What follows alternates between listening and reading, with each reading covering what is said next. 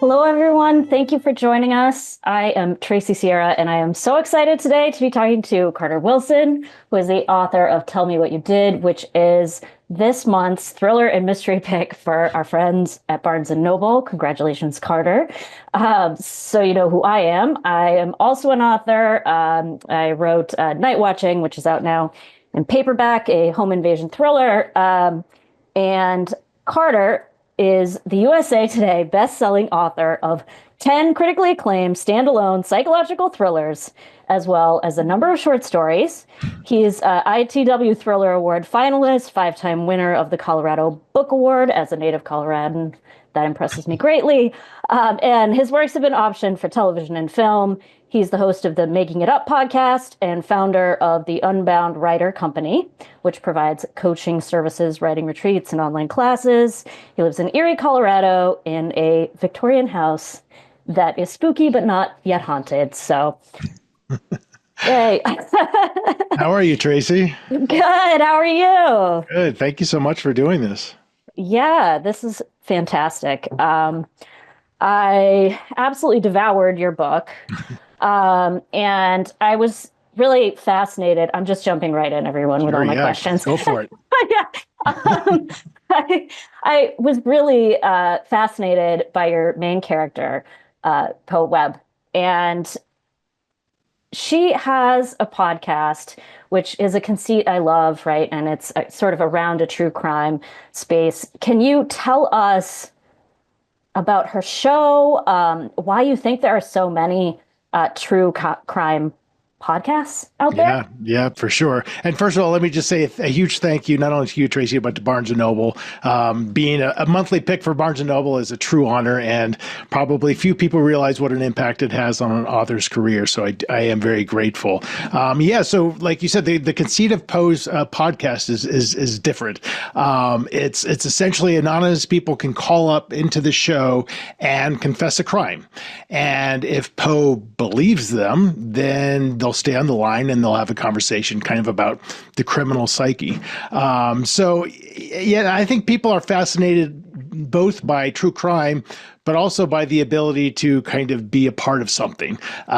So I think it kind of, why would somebody possibly call in, even if they were guaranteed anonymity, and confess a crime? Well, I think that speaks volumes about the culture that we're in right now, don't you think? Yeah, definitely. Absolutely. Where did this sort of, honestly, when I read this, I thought this is a fantastic idea for a podcast.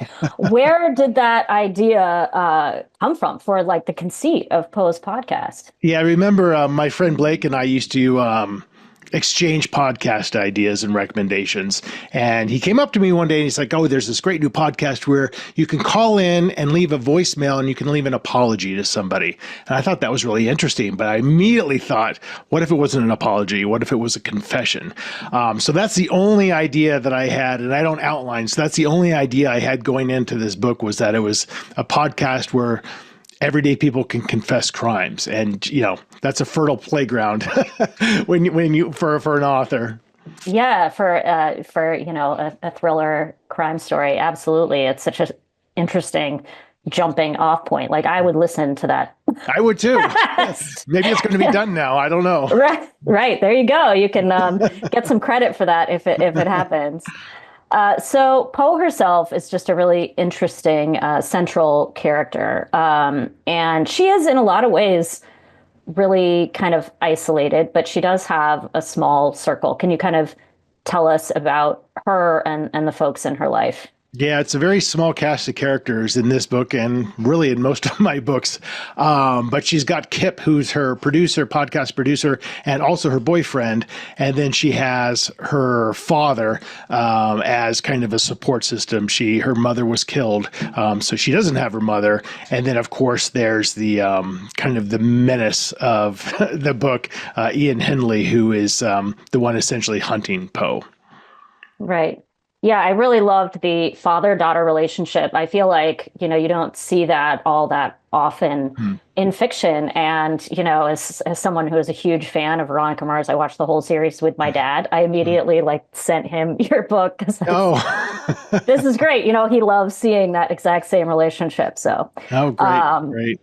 so I don't know if this is just something that comes out of you here having podcast experience, or if you had sort of a plot reasoning for doing it or what. But she always Poe always conducts a sort of pre-interview to kind of clear people before the podcast, and a lot of that is her kind of analyzing them and trying to figure out just not just how good they'll appear on the podcast, but what she thinks about them. And I'm wondering if you think it's like, why does she do that?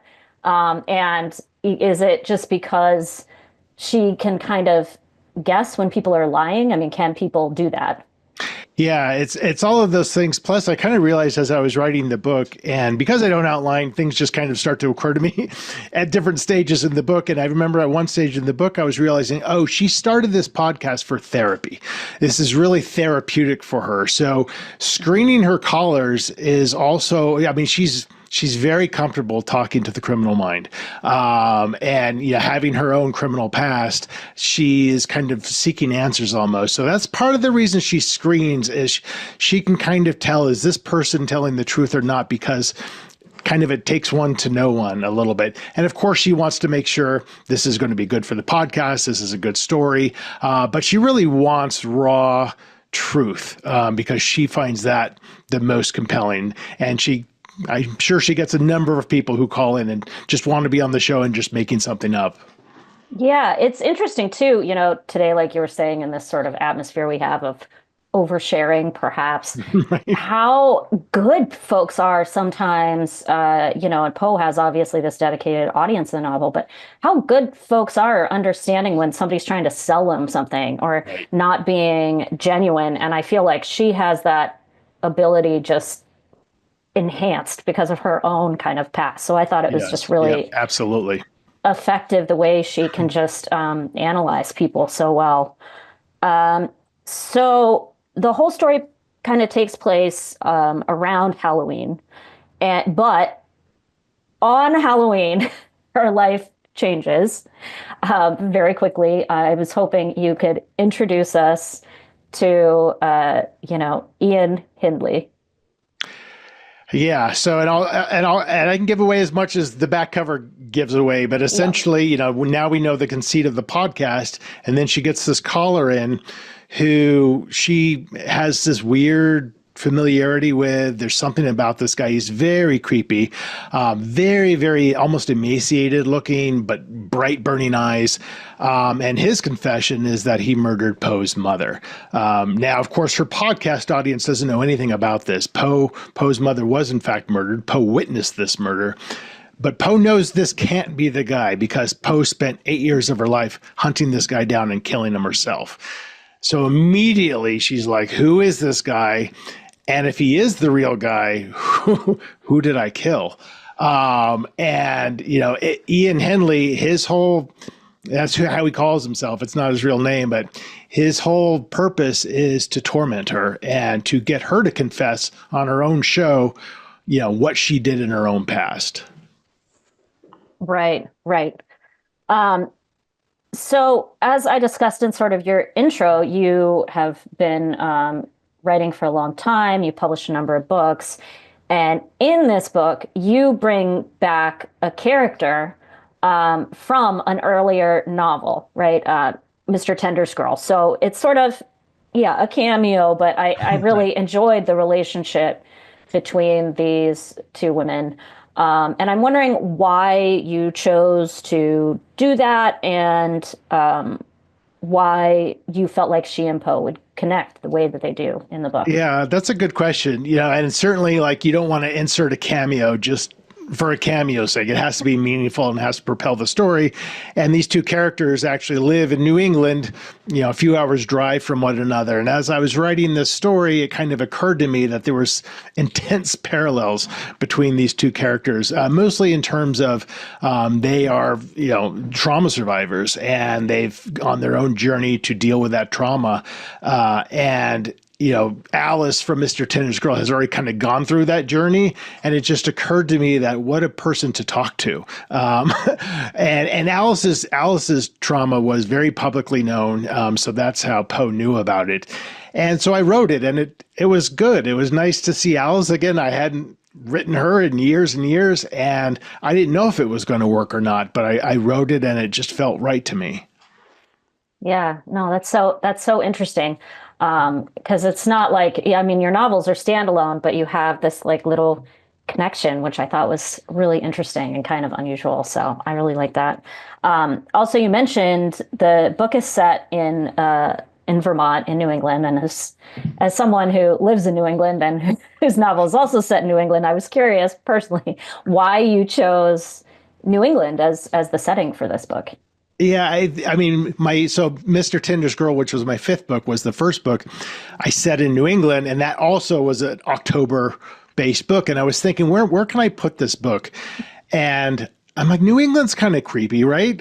like, Oh like yeah. I think New England's kind of creepy, especially the smaller mid-sized towns. So I set that one in Manchester. And since then, many of my novels have been set in New England. Why Vermont in particular? No real reason, except for the fact that my partner and I have talked about maybe moving there at some point in the future. And so it was just kind of an ode to that, but still kind of wanting that creepy New England vibe.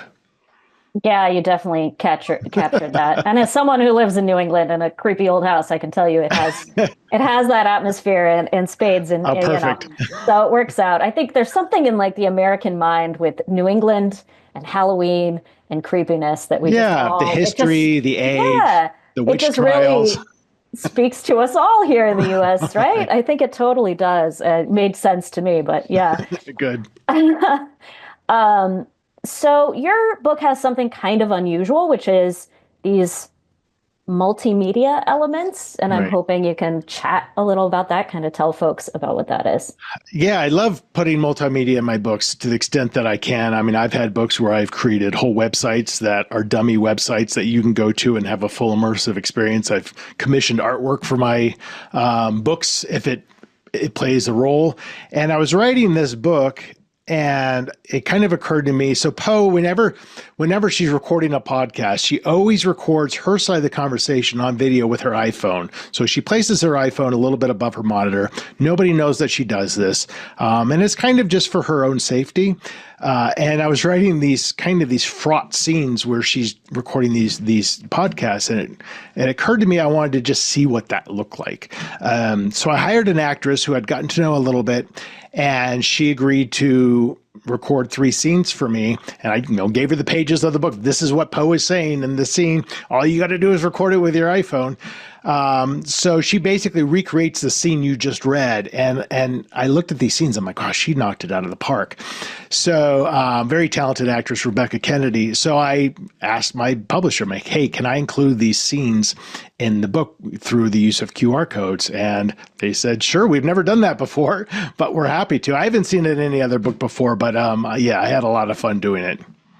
Yeah, that's so interesting. That I thought that was so creative, and I like it even more now that I know it was just you doing that, like on your own. That's amazing. We have to Yeah, find the own joy in our writing, don't we? Like right? that's what Yeah, propels us.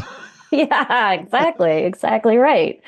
Um, so this you've been right, as somebody who, debuted last year, you've been writing for a while. And, as somebody who's only done my first book, what does it feel like when it's, no longer the first book? Like when you are in it as you are and you're publishing another book, is it just as exciting as the first time? Is it a little bit stressful thinking like, well, this is it, who knows what'll happen? Is there still that uncertainty? I mean, what is it like for you Yeah, at this there's nothing stage? but uncertainty in the life of a writer. Yeah, and so I have found over the years that, the key is if you're a true writer and you really have a passion for it, you find the joy in the process. And that process isn't always easy. And sometimes it's a massive struggle. And sometimes you write books that don't do as well as other books. But as long as you're writing from a place of your own interest and your own joy, good things usually end up happening. So yeah, like this Barnes and Noble pick, that's a whole new thing for me out of a 22-year career. So you never know what's going to happen next, whether it's good or bad. So it's a roller coaster. So you're in for, you're just at the start of it. You've started at a good place. So that's the good news. Yeah, no, I think it is a funny thing. I think just creativity, period. It's always a roller coaster, and it seems like you never know how it's going to go. But yeah, I mean, certainly Barnes Noble pick. It's just yeah, like you said, it's a huge deal. It's kind of hard to explain to people how much it means to writers to get that sort of incredible endorsement. So Right. Yeah. Because um, nothing sells books more than word of mouth. It's yeah. true. And then once you're in all these stores, it increases that probability of word of mouth. So it really is very meaningful. Yeah, exactly. It definitely allows a little more room to get people talking Right. about the book, and really, Totally. like that's what you want, right? People to recommend it to their friends and be chatting about it for sure. Right. So we got in so many questions Great. for you, and I'm going to apologize in advance about inevitably mispronouncing people's names. Also, I'm going to give a little shout out to, is it Janelle Murphy, whose birthday is coming up because they asked me to in the chat. So there you go. Happy birthday. But they had some really good questions. And when I Great. was putting together my own questions, when they sent these to me, I thought, well, you know what? This is covered. It's very good questions. Um, so Rachel Martinson is wondering, when you write a great thriller, do you realize it as you're writing it? No. You don't even realize it way after the fact. You lose all context for the quality of a book, especially as you get towards the end, which is why we have agents, which is why we have editors and beta readers who can give us just tremendous feedback that makes the book better. But it's completely unpredictable what book is going to take off and what book that you might think is as good doesn't do as well. And it's just trying to be in the moment, writing what makes you happy, and then hoping for the best. Yeah, I think that is very reassuring to hear because I have you definitely can get lost in the weeds for sure. You can, yes. All right. Renee Nash is wondering how you picked characters' names. And I love this question for your book because I can tell your names are just very deliberate in here. You know, we have a Poe, we have a Grimm, we Right. have very deliberate names in here. If I have absolutely no clue of a meaningful name for somebody, I just start looking up names on the internet. Just see what just kind of hits the mood. Poe is named, it's her middle name actually. Right. She's named after Edgar Allan Poe because her father was a huge fan. Her first name, Dylan, Dylan, was kind of meant because, when I first wrote the book, I didn't want to necessarily like call attention to whether she was male or female. I just it didn't matter to me in a way. So it was kind of this hard to identify type of name. Grim the cat, Grim can come from a number of different things, but there's a word called Grimalkin, which means like an angry old cat. So it was kind of a derivative of that. But yeah, it's like, as you know, Tracy, it's a feeling, right? Like this doesn't feel like a Jack or whatever. It has to just feel right. And you might go through multiple name changes as you're writing the book. Yeah, sure. Um, so I have a lot of questions that people submitted on writing process, which of course I love hearing about as another writer. Lori Johnson asks, first of all, how you pace yourself and what your schedule normally looks like for writing. Yeah. I have a lot going on. I've got two companies and then my writing career. So what I've always done for the last 22 years is I write an hour a day. And that's pretty much my limit. And I rarely go past that and I rarely miss a day. So it's really a 7 day a week kind of a thing. And typically, at least these past few years, I write in the morning. And if I'm drafting, it's 500 words and that might take me 30 minutes. But at that pace, I can get a draft done in about 6 months and then edit for about another month before I send it off to my agent. And I'm a big believer in not forcing the story. And I feel like if I sat down to try to write 4 hours a day, at some point you're forcing the story. And writing from the seat of the pants, it's very important to kind of let the story develop and come to you when it's ready to come to you. So that's why I don't write hours and hours and hours a day. Yeah. For those who are listening and don't know, there's this sort of divide in writerdom where some of us are plotters, which means carefully plot out everything, and the others are pantsers, which seat of the pants, sort of go with the flow type of writing. And frankly, I think it applies to every walk of life for every person in one way or another is a plotter or pantser. And you already, a couple times described yourself as, not outlining or anything like that. Do you have any sort of end in mind when you start a book? Yeah, no end. And it's so funny because, and you're right, that divide is, I mean, I interview writers all the time, and you're one or the other. And I highly encourage any writers to try both, because there will be a system that just naturally works for you, and not to force the unnatural part of it. And it's funny because I'm completely organized in all other parts of my life, but when I write, things don't occur to me until I write. So the endings might occur. I might, I don't sit there and think like, I know that, what isn't going to happen at the end. Right. But it's usually around 70, 80% in, I'll start to get a sense of like, oh, I wonder if this is where she ends up. And so my focus is just to get that first draft done, knowing I haven't even really looked at it as I've written it. I've forgotten a lot of what I've written. Just get it done and then go back and in the editing, really look at it with a more logical eye. Yeah. I think I haven't talked to any two writers who have the exact same Right. process, but Right. certainly those camps may be sort of large and on a spectrum, but they definitely exist. So it's always, yeah, you're absolutely right for anyone who's an aspiring writer who's listening. You have to kind of poke around and experiment and know that, yeah, there's no right one way to do things. Right. And I'll just add, I think the thing about pantsing is it's you have to have confidence, which is not an easy thing for a writer to have. But I've learned over time, I'm like, oh, I think the outline's in my subconscious. It's there. I just need to physically be writing for it to kind of come out. And I have so much respect for people who can just see the story and just outline it in a matter of weeks and just have it there, because then the writing process becomes much easier. Yeah. Yeah. I'm jealous of those people. Me too. So Donald Miles asks what the hardest scene to write was in Tell Me What You Did. No spoilers, though, if that's possible.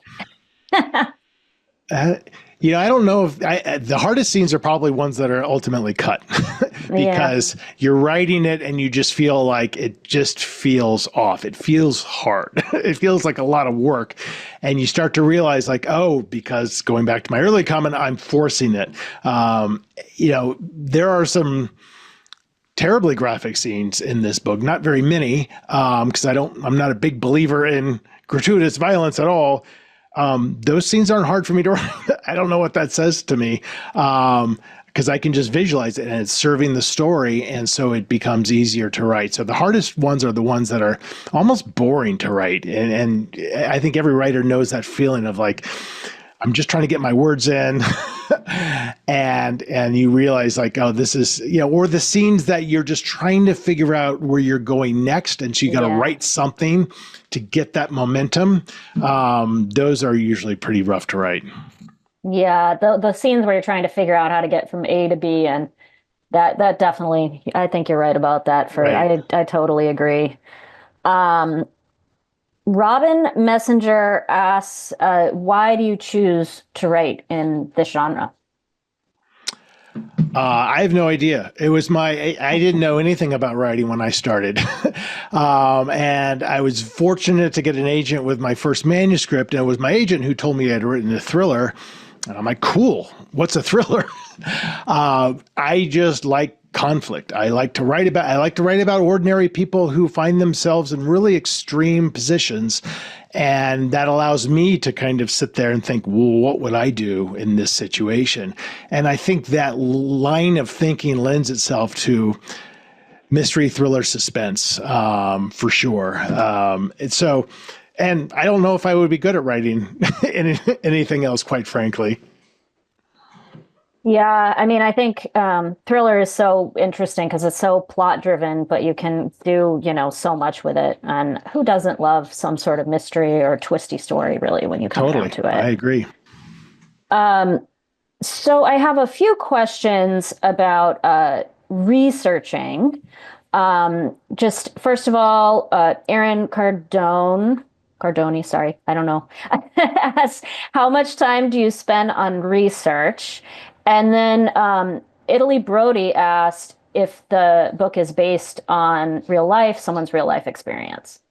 Well, in terms of research, I spend as little amount of time on research as I can because I hate it. It's to me, research is homework, and of course, you do the research that's necessary to do. But what I write doesn't tend to lend itself to a lot of research. I'm not writing from a PI's point of view, a detective's point of view, where I really need to know the inner workings of that profession. I'm writing from an everyday person point of view. So if my character turns the corner and somebody's holding a gun in her face, she's not saying, "Oh, someone's got a Walther PPK 38 caliber." Like there's a gun in my face. Right. But yeah, you do the research that's necessary, but it's a pretty small part of my book. And in terms of the connection of this story to reality, there is absolutely none, as far as I know of. Yeah, I mean, I guess since you have podcast experience yourself and this centers around that, like in many ways, you were just drawing on research you'd kind of already done, like for life. Right, right. I know the equipment. I know kind of the process, and that process isn't wholly different depending if whether you're a tiny podcast or a massive, nationally recognized podcast. It's all kind of the same. Yeah, sure. Well, it was, I don't know anything about podcasting, and I found it, very. I think when someone knows something, it comes across seamless. It's when someone has to explain something because they don't know about it that sometimes it can Right, feel kind of artificial. But here I felt like, oh yeah, I'm a podcast expert now. This is no problem. I totally understand all this stuff. So I think right. that was a good sign. Brittany Thomas wants to know how you came up with the title of the book. I didn't. is the answer to that question. Most of my titles are changed by the publisher. I will say the original title of this book was Confess to Me. Again, that was the name of the podcast, was Confess to Me. And after iterations and testing, it was determined Tell Me What You Did worked better. So we had to make sure that the podcast got changed to that all throughout the book. But it's a collaboration with the publisher to think about what names and what's happening in the marketplace and all the stuff that the publisher knows way more than the author knows. So you almost always defer to them on those types of things.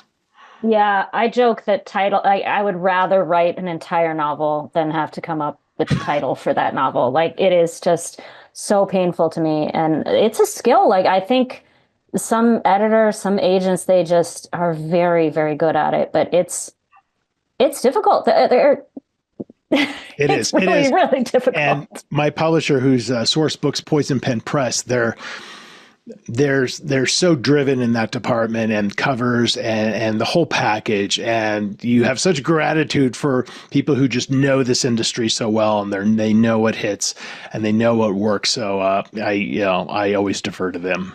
Yeah, yeah, and it's such an eye-catching cover too. It's Oh, it's funny, amazing. I love going into bookstores, and I'm sure anyone who's on this chat is a reader, and writers tend to be readers too. And there's nothing like going into like your store and seeing all the covers and everything.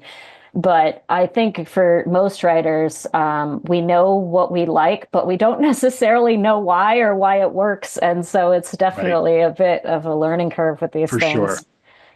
Um,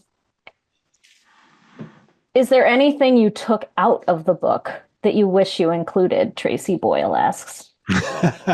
No, I don't think so. What happens, and Tracy knows this, you write a book and it's not complete. It's done to the best of your ability at that moment in time, but you get feedback again from agents and editors.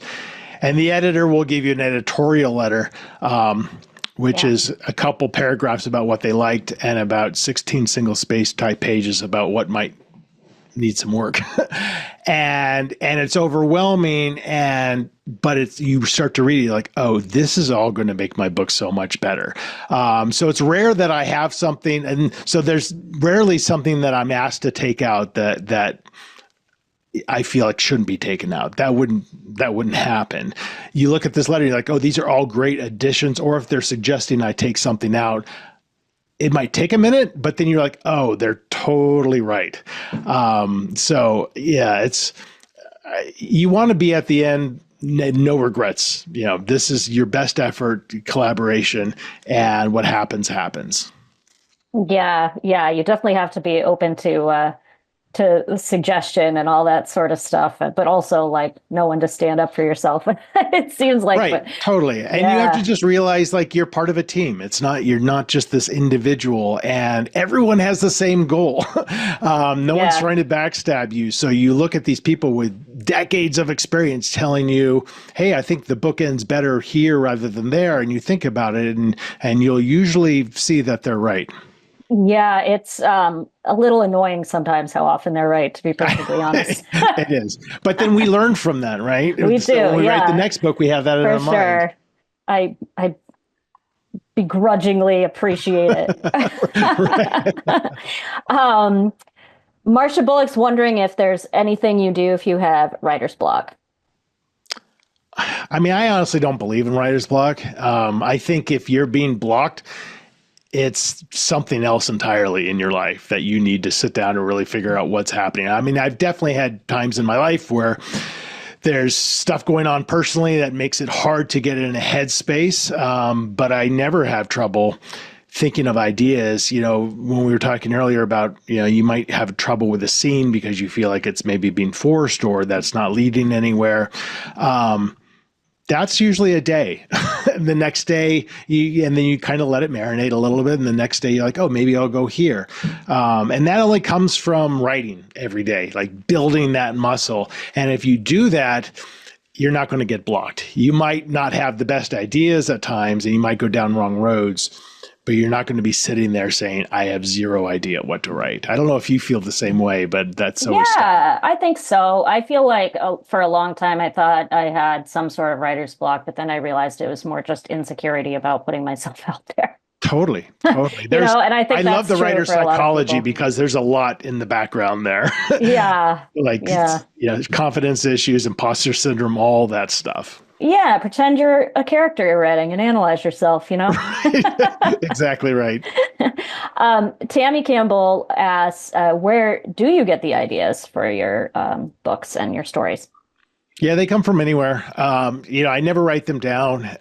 Usually I might read something that sparked it. In this case, is my friend telling me about a podcast, just this tiny, tiny, tiny little thing that it just hits you in a weird way, Tracy, and maybe you even get goosebumps thinking like, well, what if this?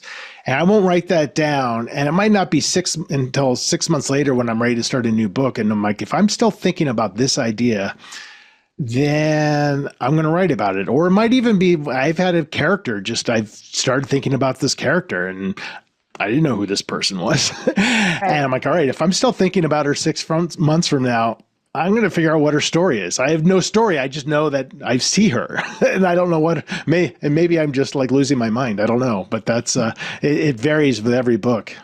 Yeah, yeah. Um, this is always a great question, what is the best writing advice you've ever received from Jessica DeLillo? I mean, Tracy, I'm going to put this on you. Have you gotten a lot of writing? I feel like I've never really gotten a lot of advice. Oh, I feel like people give me advice all the time. Mainly not other writers. Other writers say, oh, I don't know what I'm doing. Maybe I'm just tuning everybody out. Most of the stuff that I've learned has just been from suffering the slings and arrows of having so much rejection in my life and being curious about it. And, but what I have learned, and I guess maybe what advice I would give to everybody, and I don't like to do that because everyone's got to find their own writing journey, but certainly for me, it's writing every day. you have to build the muscle. And if you struggle writing every day, then you have to be curious about, is this something you really want to do? Or is it something that you just like the idea of? So yeah, that hour a day is one of my favorite parts of the day. I look for, because I'm like, what's going to happen? I have no idea. It's fun for me. Yeah. I think that for me too, I always tell people like I started writing because I got willing to write around the edges of things, like to fit it in and not just be wedded to this idea of what I thought that looked like, what I thought writing looked like, and just take the chances when I could to write, which isn't Totally. very You don't have to write glamorous, but much. yeah, exactly. Yeah, not very glamorous, but it No. works. It works. Um, let's see. How do you really know when you have an idea that isn't just a good idea, but like enough to turn into a novel? And that question's from Pras Patel. Yeah, I've never really had too much of a problem turning a small idea into a novel. The hard part is knowing if you're just trying too hard and you're writing so much when really like you don't need all that much story. And it takes for me probably half the book to be like, all right, do I have enough here for a whole book? Do I have enough here that's good and purposeful and serving the story, or how much of this is fluff? Um, yeah, I've never really run into that where I feel like, oh, I'm gonna fall short. So yeah, I've been lucky, but I'm sure it's going to happen at some point. Yeah. I mean, that's interesting that you'll get halfway through. Yeah, this is what I mean by no one having the same two processes. I've even heard people write a whole book and then throw it away and start again, but Stuart that's Turton really does that. Yeah, he's out of his mind. I think Gillian McAllister does it too. I It's don't something else. understand, But but that's yeah, interesting. You it get works for halfway, them. you're halfway there though. You get halfway through and then Right, know if it's right, gonna go forward or not. exactly. So yeah, it's fascinating. So we're heading toward the end of our time here, but I always think it's really nice to ask a question that luckily Cheryl Carey also asked here, which is what have you read recently that you really enjoyed, and what authors really inspire you? Yeah, and that's always a tough question for me because I'm all over the place. And, I really didn't even fall in love with reading until my 20s, probably. And back then, I was living in San Francisco alone. And I remember I would go to the used bookstore and I would just, what are the fattest books I can buy so I can get more for my money? And, you're talking Stephen King, John Jakes, James Clavell. So these just big saga kind of stories. So I used to just absolutely adore those writers. And today I don't actually read a whole lot of mystery, thriller, suspense. I mean, we do what we have to in terms of when we're blurbing other people or maybe we're judging a contest or something. But I really gravitate towards nonfiction. Yeah, I love a good memoir. I just read The Wager, and forgive me, I'm going to forget the David Graham, I think is the author, about an 18th century shipwreck in Antarctica. I love all that stuff. I find if I read my own genre, it can get a little cumbersome in my head. Either I'm being critical in my head, or I'm being jealous in my head, or I'm getting distracted. I don't know if you're the same way, but it can be a little bit challenging.